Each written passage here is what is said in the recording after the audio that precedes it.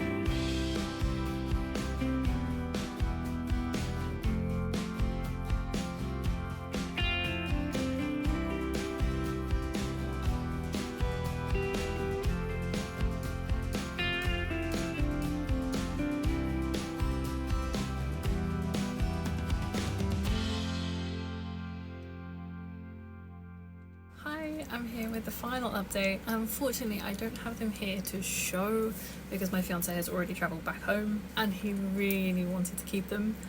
but I have photos and videos of them as you've seen. I would like to apologise about the background noise. It is extremely hot here in the UK at the moment, so there is multiple fans going, and I just don't think I can stop them for this duration whilst I'm filming, so I hope that it's okay. I hope that you can get past it and it doesn't bother you too much. Let's start off with bow tie. This bow tie definitely ended up being a bit denser than the other bow tie I'd made previously before with the 4-ply hand-dyed yarn. So as a reminder, the yarn that I used for this was the Woolly Tangle. It's like a 50-50 superwash merino and silk blend, also hand-dyed, really lovely. I got it from the Summer Wool Festival in 2024, so last year. I must say it was so lovely to work with. Using a yarn that has such a high silk content but also in such a thick yarn, like a thick gauge, it was definitely a bit I don't know, like weird. Like it was super smooth. This might not be for everyone, but maybe people that are also neurodivergent might understand that it feels weird. It felt weird. It almost felt like it had a coat of plastic on it, which I know it doesn't, but that's like, I don't know, I can't explain it any more than that, but yeah, that was that. But it was cool, it was smooth, it was nice. I do feel really lucky that I got the opportunity to use such a luxurious yarn. I was in a very fortunate place to be able to do that. The pattern, of course, I used for the bow tie was George's Bow by this designer. In that pattern they have you knit the band around the neck as well. I didn't do that for this. 1, to save yarn usage, and also 2, because I like how when you use elastic it feels like it's going to be easier to replace over time as it stretches out. It's also what I did last time for the light blue bow tie as well. So for this one I use hemline elastic. I think it was a 12mm with white elastic. I also used the hooks and eyes, also from hemline, and I think they were the large size, both of which I bought from Hobbycraft. I sewed like 2 of each of the eyes and the hooks onto each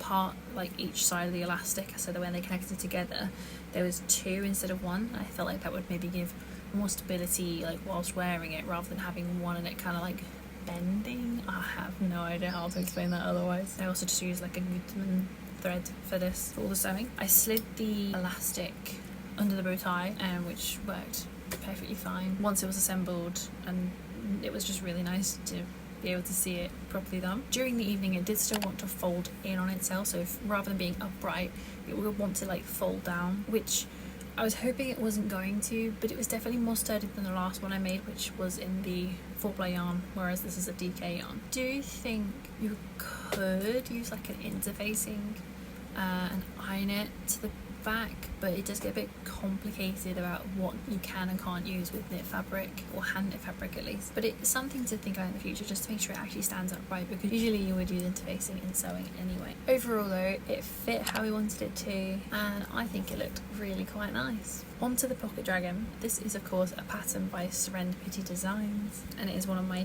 favourite things I've ever made, close behind the little gingerbread man I made for my nan and granddad, of course. The granny square part was fun to do, it was intuitive, and there is pictures, videos, descriptions all over this pattern. I didn't realise actually before making this that you needed 2 different weights of yarn, which didn't really fit into my plan of using that yarn anyway, so it is what it is.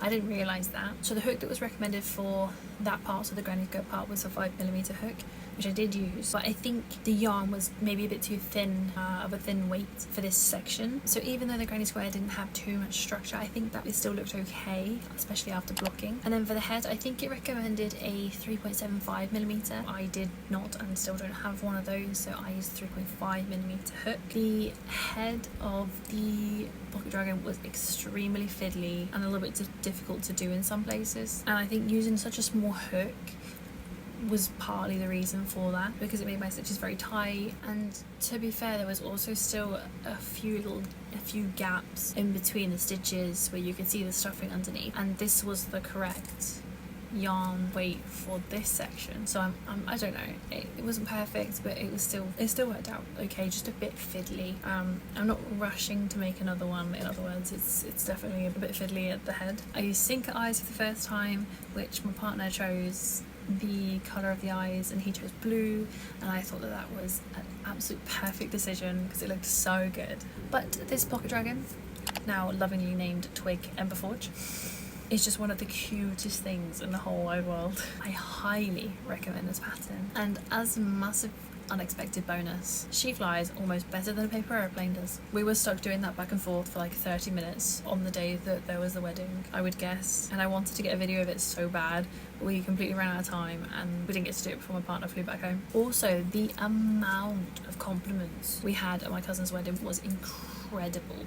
Almost every single person commented on his bow tie and the dragon, or I guess secret pocket dragon at that point, because they didn't know it was a dragon, they just thought it was a pocket square. I was wearing one of my dresses from Cottagecore Wear, and who is a Norwegian small business, and I have bought 2 shirts, 2 dresses, and I just think that the company itself is just lovely. So not only what we wear got loads of compliments, as I've heard since the wedding, but also the bow tie and the secret pocket dragon. Just was immediate. People just immediately saw it and they wanted to comment on it. So I very much recommend knitting and crocheting these for someone special in your life. Just for reference as well, the pocket dragon used probably about 10 grams of this yarn, and the bow tie used roughly about 17 grams of that yarn as well. So I still have about 80 grams left of this yarn in stash. So I think the yarn was quite a lot over 100 grams in the skein in the hank when I bought it. So I don't know exact numbers, but that's probably what I'm guessing is probably going to make the most sense to sort of get around the whole thing. And that is going to be the end of this, but I don't think this is going to be the last pocket dragon in particular I will make. And I have a certain wedding coming up which could be quite fun to make it for. Either way, thank you so much for watching and following along with me whilst I knit, crochet and sew, I guess, this set, and I really hope you enjoyed it. Let me know what you thought down in the comments below. What name would you have given Little Twig? As always, all the links you would need is going to be linked down in the description below to any patterns or anything I mentioned, and I hope to see you next time. Bye.